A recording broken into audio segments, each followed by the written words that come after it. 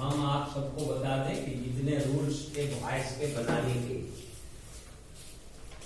Active voice से passive voice में बदलने के जितने रूल्स के, सारे महत्वपूर्ण रूल्स को डील कर दिया गया, बता दिया गया।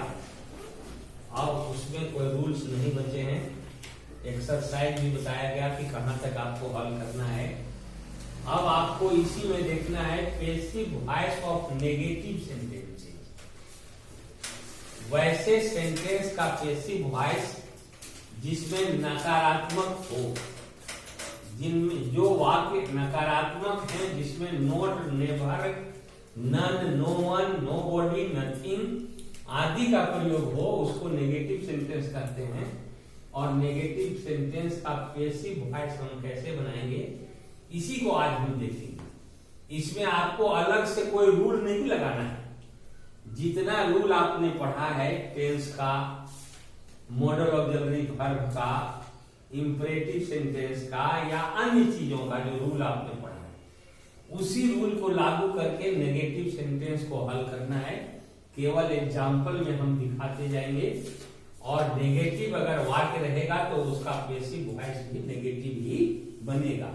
यही आपको सुनिश्चित करना है। और इसमें कोई रूल्स अलग से नहीं दिया गया है। जो रूल्स आपने पहले पढ़ा है उसी रूल पर इसको हम लोग बनाएंगे। पैसिव वॉइस शीर्षक आपका रहेगा passive voice of negative sentences.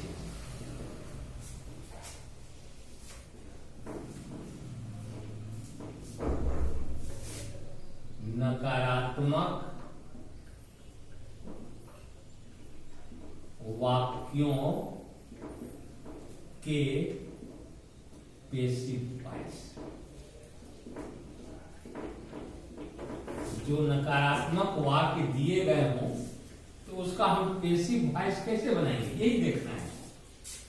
तो नकारात्मक वाक्य है तो नकारात्मक बनाएंगे। जो रूल्स आपने पहले पढ़ा है वही रूल्स लागू करेंगे। अगर प्रेजेंट इंडेफिनिट का होगा तो प्रेजेंट इंडेफिनिट के आधार पर बनाएंगे। पास्ट इंडेफिनिट का होगा तो पास्ट, टेंस पर होगा तो टेंस के आधार पर, मॉडल ऑक्सिलरी के आधार पर होगा तो मॉडल ऑक्सिलरी के आधार पर बनाएंगे। इंपरेटिव सेंटेंस होगा तो इंपरेटिव सेंटेंस के आधार पर बनाएंगे। उसमें हमको कुछ अलग से रूल नहीं लगाना है। रूल्स वही काम करेंगे। केवल आपको ध्यान देना है कि अगर वाक्य नेगेटिव है तो नेगेटिव ही पैसिव वॉइस बनेगा। ठीक है, एग्जाम्पल से हम स्पष्ट करते हैं कि नेगेटिव सेंटेंस का पैसिव वॉइस हम कैसे बनाएंगे। देखिए एग्जाम्पल हम दे रहे हैं आपको सारा। ए में देखिए, they do not help him. Passive voice सामने बनाते जाएंगे। पहले क्वेश्चन बता देते हैं आपको। I can not beat him. I cannot beat him. Nobody had stolen the pen.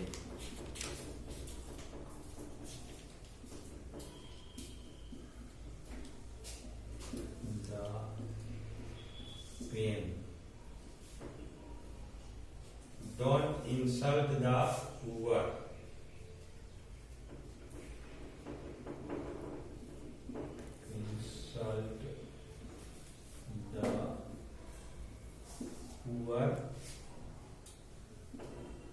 She beats no one.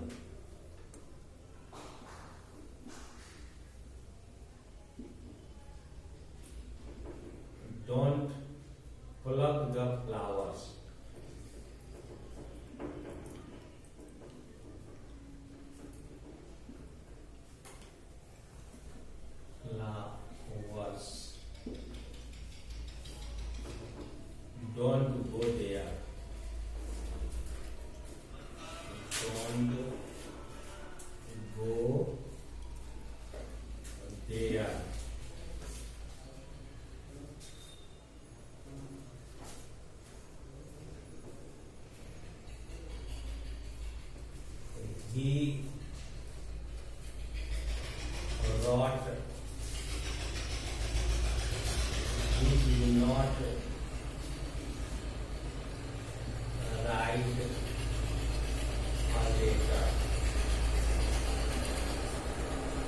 digging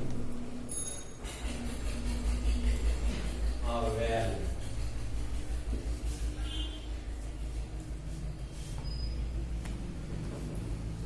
The peon had not rung the bell.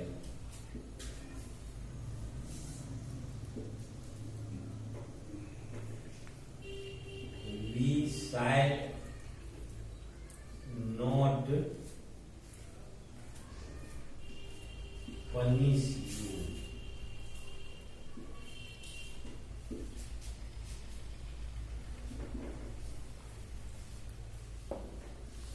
He must not sing a song. अब देखिए इतना example में negative sentence का आप rule समझ सकते हैं। हमने शीर्षक दिया है आपको passive voice of negative sentence. अगर नेगेटिव सेंटेंस है तो पैसिव वॉइस कैसे बनाएंगे?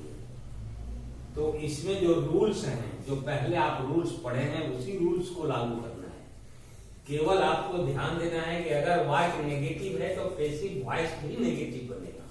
देखिए ये नेगेटिव है, नॉट का प्रयोग है, नॉट का प्रयोग है। यहाँ क्रिया तो नेगेटिव नहीं है लेकिन इसका सब्जेक्ट नेगेटिव है, नो बॉडी लगा हुआ है। इसमें डोंट लगा हुआ है, नेगेटिव बता रहा है। नो वन लगा हुआ है, ऑब्जेक्ट में नेगेटिव है।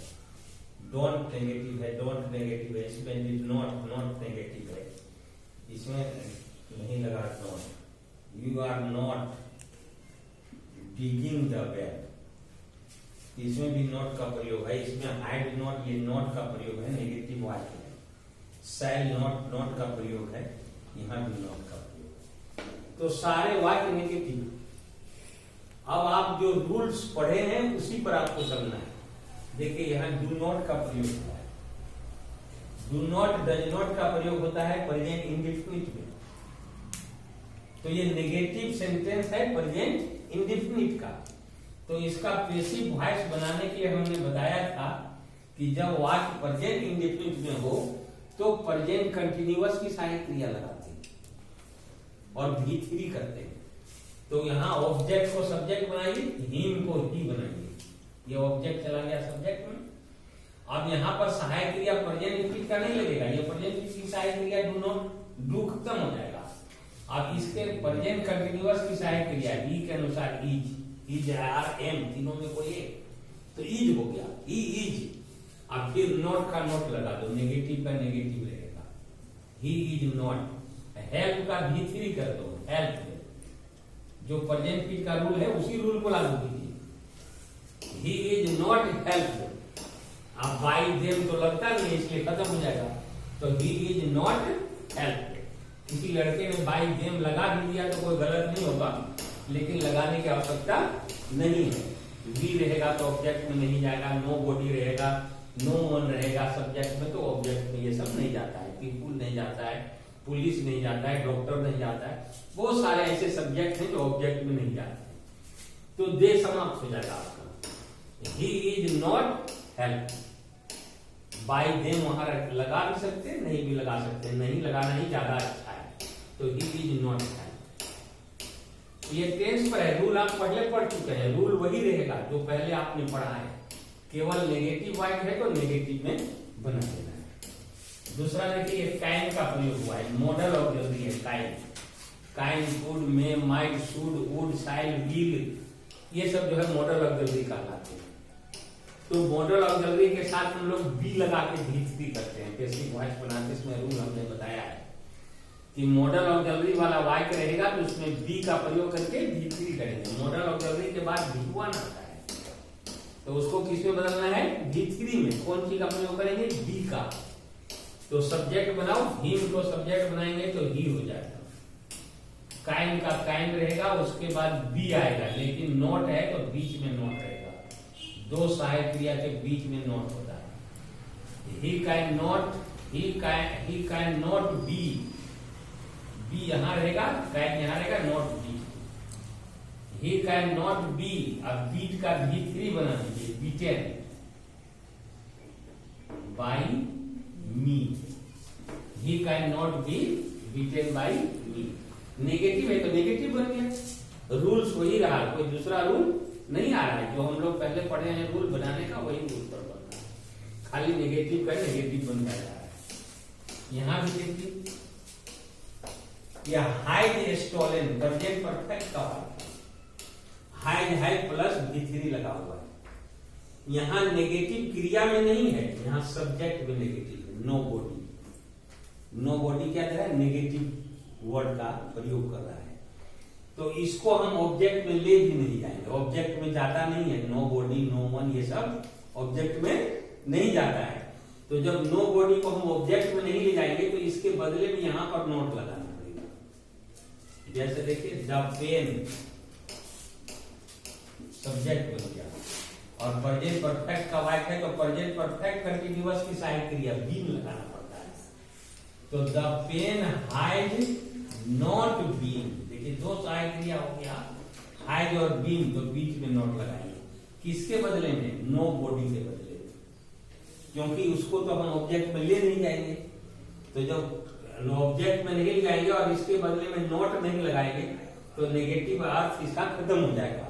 तो हमको नेगेटिव में ही बनाना है। तो the pen has not been stolen का स्टोलन जितनी है ये, बाई नो बॉडी नहीं लगाना है, उसी के चलते यहाँ क्या लगाना पड़ा, नोट लगाना पड़ा। The pen has not been stolen आपका बन गया। यानी नेगेटिव सेंटेंस है तो नेगेटिव में ही बनेगा।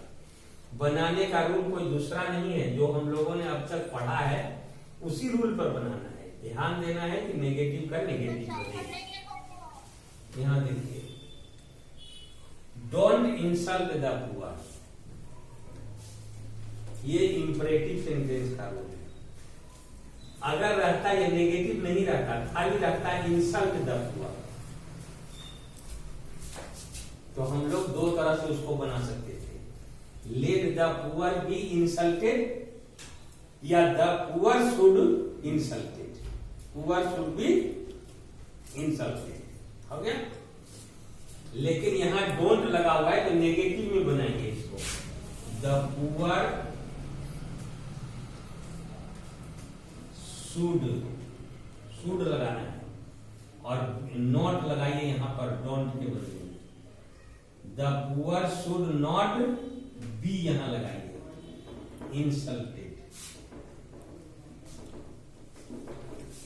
The poor should not be insulted, ये आपका बनेगा। नेगेटिव का नेगेटिव रहेगा। अगर ये नेगेटिव नहीं रहता तो the poor should be insulted हो जाता, नोट नहीं लगता। लेकिन डोंट के चलते क्या लग रहा है, नोट लग रहा है। The poor should not be insulted. यहां भी देखिए, ये फिर प्रेजेंट का वाक्य आ गया। देखिए B5 का प्रयोग, शी बीट्स नो वन, यहां पर क्रिया में नेगेटिव नहीं है, ऑब्जेक्ट में नेगेटिव है।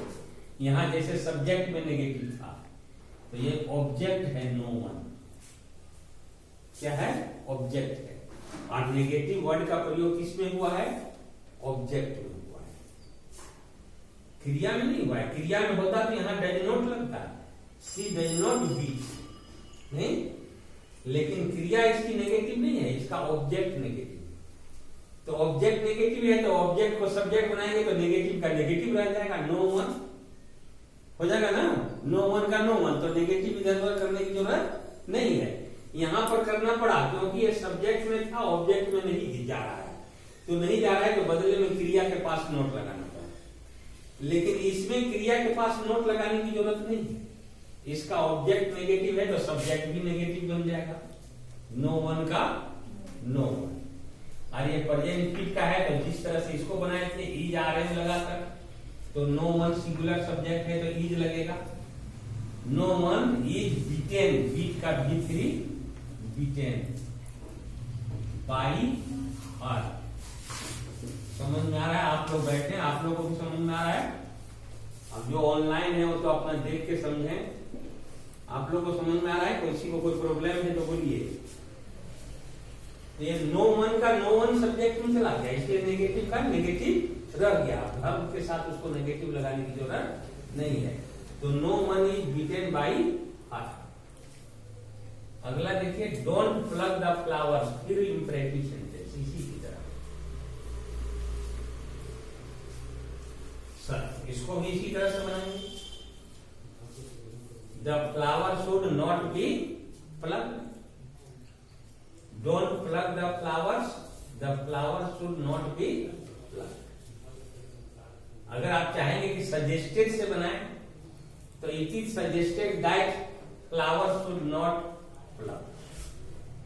नहीं, ऐसे आप इसी तरह से बनाइए, the flowers should not be plug. फूल नहीं तोड़ा जाना चाहिए। डोंट प्लग द फ्लावर्स, फूलों को मत तोड़ो, फूलों को नहीं तोड़ा जाना चाहिए। The flower should not be plug. Don't go there, देखिए ये जो है तो इंट्रांजिटिव वर्ब वाला वाक्य है। एक रूल बताए थे इंपरेटिव सेंटेंस में, go there, work hard, sit down.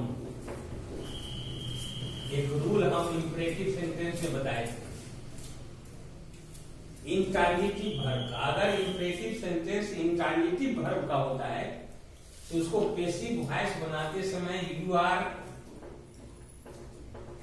Ordered to, या यू आर रिक्वेस्टेड टू से वाक्य को शुरू करके पैसिव वॉइस बनाया जाता है, और इसको शुरू करके इसके बाद इस वाक्य को जोड़ दिया जाता है। ऑर्डर और रिक्वेस्ट, ध्यान से देखिए। तो ऑर्डर किस में लगाएंगे, रिक्वेस्ट किस में लगाएंगे? देखिए, गो देयर, वहां जाओ, ऑर्डर दे रहा है। सिट डाउन, बैठो, अगर रिक्वेस्ट कर रहा है, आपको समझ में आ रहा है तो रिक्वेस्ट लगा सकते हैं, नहीं तो ऑर्डर। वर्क हार्ड, ये तो सलाह दे रहा है। एडवाइस होता है, ऑर्डर रिक्वेस्ट नहीं होता है, एडवाइस होता है। गड़बड़ा गया हमारा, एक बात ध्यान दीजिए, इसको ध्यान से। एडवाइज, वर्क, कठिन काम करो, सलाह दे रहा है, तो you are advise. Go there, वहां जाओ, ऑर्डर दे रहा है, तो you are ordered to go there. You are advise to work hard. वही वाक्य यहां दिया है, लेकिन इसको नेगेटिव बना दिया। गो देयर था तो हम लोग बनाते थे you are ordered to go there, ठीक है। लेकिन यहां जब नेगेटिव आ गया, डोंट गो देयर, तो इसको नेगेटिव बनाना पड़ेगा। तो you are not ordered to go there, यहां पर नोट लगाएंगे, ठीक है ना। गो देयर का होगा you are ordered to go there, और डोंट गो देयर का होगा you are not ordered to go there. ये आपको बनाना है, अलग से कोई रूल नहीं है, उसी रूल पर ढूंढना है आपको। You are not ordered to go there, ये बात बनेगा इंपरेटिव सेंटेंस का। ये पास्ट इंडेफिनिट का वाक्य है, ये बुक में नहीं दिया था, इतने ही एग्जांपल दिया था नेगेटिव वाक्य का बुक में। ये हमने आपको अलग अलग टेंस का पढ़ा दिया है, उसमें सारे टेंस का प्रतिनिधित्व नहीं कर रहा था, कुछ और टेंस का हमने पढ़ा दिया आपने एग्जाम में। देखिए पास्ट इंडेफिनिट है, डू नॉट लगा है, डू नॉट डज नॉट लगता है तो प्रेजेंट इंडेफिनिट, और डिड नॉट लगता है तो पास्ट इंडेफिनिट का नेगेटिव। तो डिड नॉट लगा है तो यहाँ V1 आ गया है, पास्ट इंडेफिनिट अगर डिड हट जाता तो V2 हो जाता। तो पास्ट इंडेफिनिट का अगर वाक्य रहता है तो सहायक क्रिया हम लोग पैसिव वॉइस बनाते समय पास्ट कंटीन्यूअस का लगाते हैं, माने वाज लिया। तो ए लेटर को सब्जेक्ट बनाएंगे, यहां देखिए, और लेटर के अनुसार वाज के बाद not, a letter was not, write का भी करना होगा आपको, रिटेन बाय हिम। देखिए रूल वही है जो बनाते आ रहे हैं आप, खाली नेगेटिव है तो नेगेटिव बनेगा। कंफ्यूजन नहीं करना है कि इसमें डीड लगा है तो कैसे बनाएंगे। डीड लगा है तो पास्ट इंडेफिनिट का वाक्य है, तो पास्ट इंडेफिनिट वाला रूल लगाओ, वाज वेयर लगा दो, डीड खत्म हो जाएगा, नोट लगाओ, दूसरी करो। A letter was written by he. इसमें देखिए प्रेजेंट कंटिन्यूअस का ये वाक्य दिए हैं। देखिए इज आर एम भी फोर रहता है ना, तो प्रेजेंट कंटिन्यूअस का नोट लगा हुआ है, नेगेटिव वाक्य है। तो प्रेजेंट कंटिन्यूअस का रूल बताया गया था आपको कि अगर प्रेजेंट कंटिन्यूअस का रहता है तो सहायक क्रिया उसी की लगती है, इज आर एम। और बेइंग, ये भी फोर को तोड़ने के लिए एक शब्द हम लोग अलग से लगाते हैं, बेइंग। तो वही रूल लागू करेंगे, खाली नोट आपको लगाना है। तो अवेल को सब्जेक्ट बनाएंगे, अवेल ए वेल के अनुसार इज लगेगा शायद। अब बेइंग लगाने से पहले नोट लगाओ, क्योंकि दो सहायक क्रिया के बीच में नोट लगता है। तो ए वेल इज नॉट बेइंग, इसका डीड का V3 बना दो, डब बाई यू।